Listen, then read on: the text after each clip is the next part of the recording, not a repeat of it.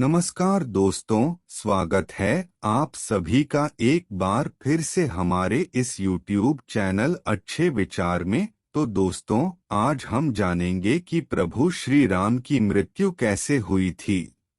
तो दोस्तों, 5114 ईसा पूर्व प्रभु श्री राम का जन्म हुआ था।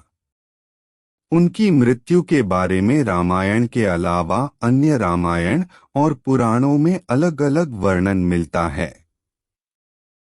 एक कथा अनुसार सीता की सती प्रामाणिकता सिद्ध होने के पश्चात सीता अपने दोनों पुत्रों कुश और लव को राम की गोद में सौंपकर धरती माता के साथ भूगर्भ में चली गई।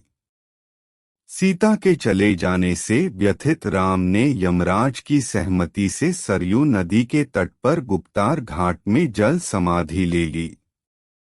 एक अन्य कथा के अनुसार हनुमान जी को अयोध्या में अनुपस्थिति देखकर यमदेव ने नगर में प्रवेश किया और एक संत का रूप धारण कर वे राम के महल पहुंच गए।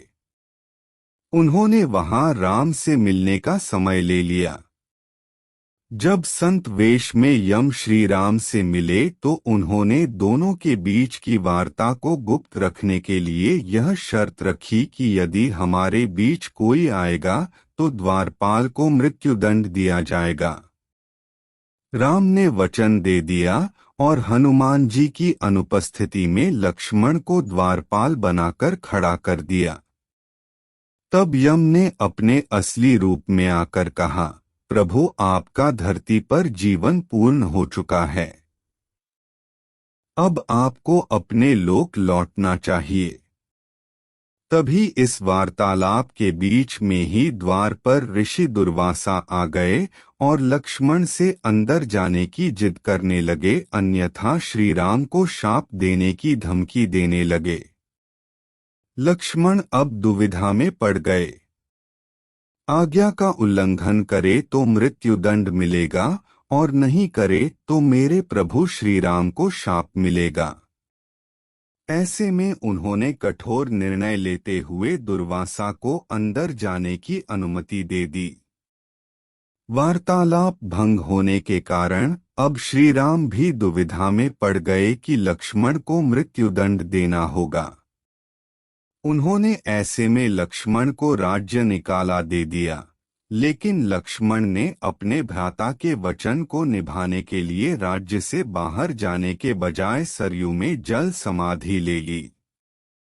लक्ष्मण के सरयू नदी में समाधि लेने से राम दुखी हुए और उन्होंने भी जल समाधि लेने का निर्णय लिया।